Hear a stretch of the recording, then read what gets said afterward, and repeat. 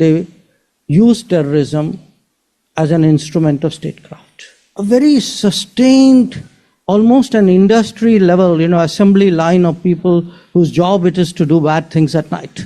और उन्होंने कहा for Pakistan, they use terrorism as an instrument.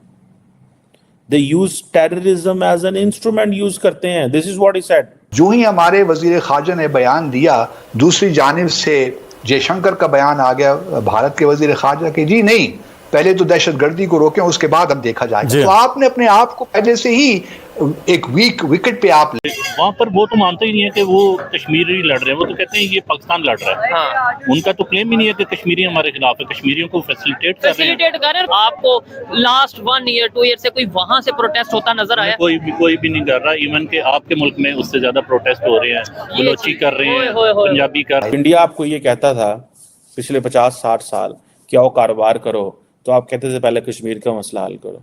आज जब आप कहते हैं पहले कारोबार करो, वो कहते हैं पहले आओ दहशतगर्दी के मसले पे बात करो। अब एक आम आदमी मैं कहता हूँ एक आम आदमी जिसके 4 बच्चे हैं, 5 बच्चे हैं, रोजगार नहीं है, उसे अगर ये पूछा जाए, आटा चाहिए बच्चों का पेट के लिए, रोटी चाहिए या आपको कश्मीर चाहिए, वो क्या जवाब देगा? ऑब्वियसली कहेगा रोटी चाहिए। हाँ, जाहिर बात है, उसने अपने बच्चों डन बात है। आप बताएं, अगर लेट्स सपोज कोई आपका तो बिजनेस है, अल्हम्दुलिल्लाह आप कर रहे हैं, कोई नॉर्मल बेरोजगार है, जॉब भी नहीं है, कुछ भी नहीं है, उसे कहा जाए नहीं भूखे रहना है लेकिन कश्मीर बनेगा पाकिस्तान, वो क्या कहेगा आगे से? कोई गाली तो नहीं, क्या कहेगा आगे? वो यही कहेगा जी पहले मुझे रोटी दे दो, बाद में मुझे कश्मीर की तरफ लेके आना। सबसे पहले तो हमने बेईमान और बेगैरत हो गए। इस आकदार को सस्ती तिजारत सिर्फ भारत से ही क्यों नजर आती है? लगारी साहब, वाकईतन भारत से ही सस्ती तिजारत मुमकिन है और सरमायाकार भी यही चाहते हैं, कोई दूसरा मुल्क नहीं। पाकिस्तान में एजेंटोक्रेसी है। यहाँ पे एजेंटों की हुकूमत है। पहले बरतानिया के एजेंट थे, फिर अमेरिका के एजेंट आ गए, अब चाइना के एजेंट बनने की कोशिश कर रहे हैं। भारत सिंगापुर को ये बता रहा है कि आप अगर एक महफूज कारोबार कर रहे हैं तो that is because of India.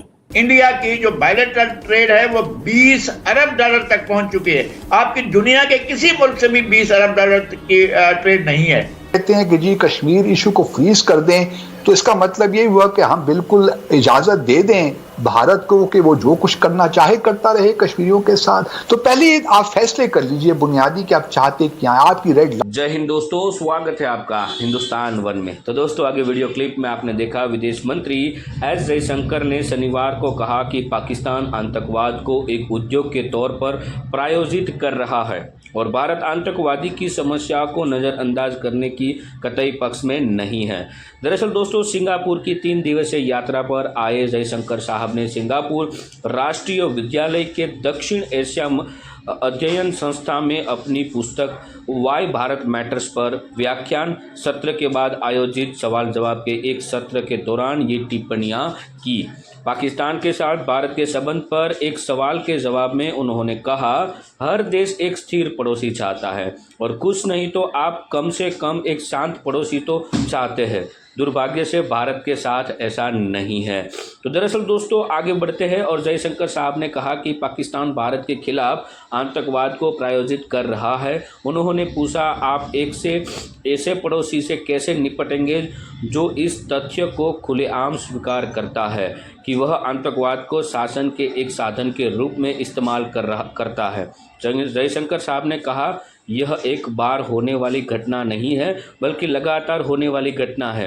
लगभग उद्योग स्तर पर तो हम इस नतीजे पर पहुंचे हैं कि हमें इस से निपटने का एक तरीका ढूंढना होगा जिससे हमें इस समस्या के छुटकारा पाने में मदद मिल सकती है। उन्होंने कहा कि मेरे पास कोई त्वरित समाधान नहीं है, लेकिन मैं आपको बता सकता हूं कि भारत अब इस समस्या को नज़रअंदाज नहीं करेगा।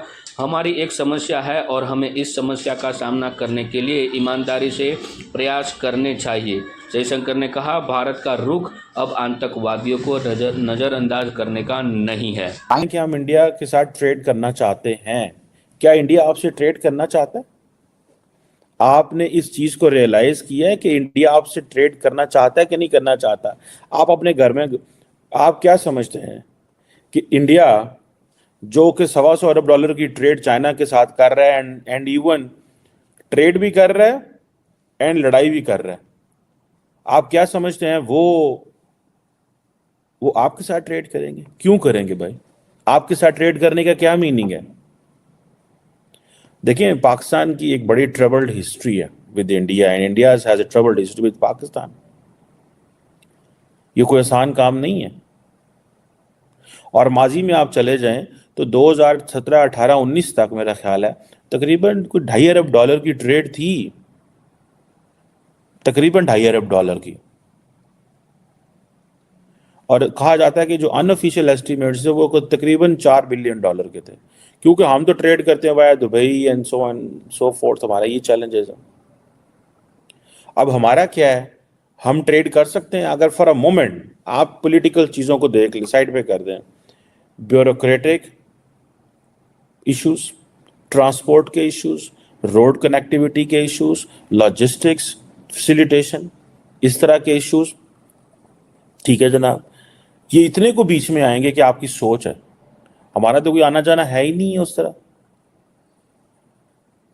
सो हम ये जो सोच बैठे हैं कि जनाब हम इंडिया के साथ ट्रेड करेंगे, देखिए इंडिया के साथ जरूर ट्रेड करें, पहले घर में तो क्लैरिटी पैदा करें कि इंडिया आपसे कारोबार नहीं करना चाहता। अभी भाई इंडिया को यह है कि आज अगर पाकिस्तान से कारोबार करेंगे तो Pakistan position will normalize. India is, आप पिछले 6 महीने के बयान पढ़ लें इंडिया के, क्या बयान है, सिर्फ 6 महीने के, डोंट गो टू फार।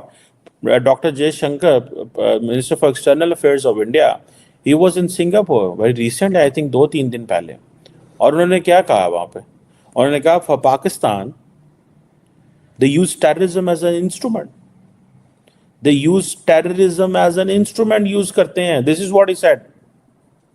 तो मुझे ये बताएं कि अगर हम टेररिज्म को एज एन इंस्ट्रूमेंट यूज कर रहे हैं, this is what doctor Jaishankar वो कह रहा है, आप कैसे टेबल पे बैठेंगे? आप अमित शाह साहब को देखें, वो क्या कहते हैं, वो कहते हैं आज़ाद कश्मीर भी लेंगे। राजनाथ सिंह साहब को देखें, वो क्या कहते हैं, वो कहते हैं हम कश्मीर पे हमला करेंगे, गिलगित भी लेंगे। मतलब इस तरह के उन्होंने बहुत सारी स्टेटमेंट्स कही हुई हैं। वो कह रहे हैं शुरू के 50-60 साल, वैसे पाकिस्तान को बने 76 साल हो गए हैं, इससे भी थोड़ा ज्यादा। हाँ बस अब थोड़ा ही रह गया टाइम, 50-60 साल हो रहा है, उसके बाद सब मसले खत्म हो जाएंगे। मसले खत्म हो जाएंगे या हम ही खत्म हो जाएंगे? जब हम खत्म हो जाएंगे तो खत्म हो जाएंगे मसले सारे।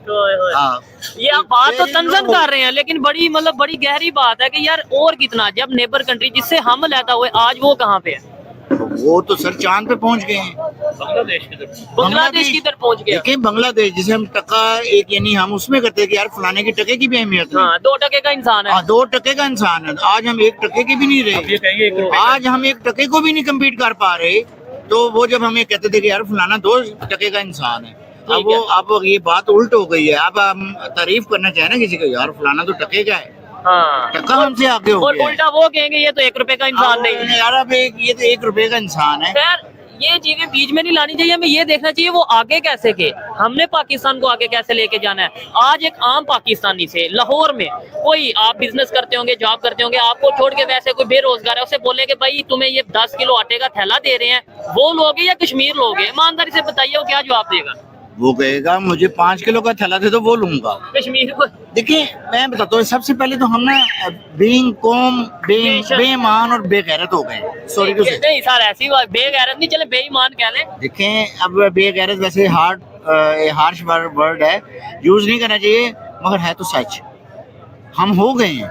ठीक है, देखिए हम अब यहाँ पे कोई बंदा किसी के साथ जुल्म हो रहा होगा मेरे, तो हम नहीं प्रोटेस्ट करेंगे, हम कोशिश नहीं करेंगे, हम अपनी जान छुड़ाएंगे, कल को वही काम हमारे साथ होगा। तो ये इवन अब तो चीजें ऐसी हैं कि हमने ये चीज नोट किया, लोग बोलते नहीं है। मतलब लेट्स सपोज इधर से मार्केट में आएंगे सर, आप बात करेंगे, ज्यादातर लोग ये कहते हैं नहीं क्यों हमें उठवाना है। और भाई आप पहले बात तो सुन लो, हम बात क्या कर रहे हैं। इसका इतना मतलब ये डर आ चुका है, बढ़ चुका है। खैर आइए मजीद किसी से बात करते हैं। सर लास्ट में ये बता दें, इन्होंने तो बोला अभी फिलहाल उम्मीद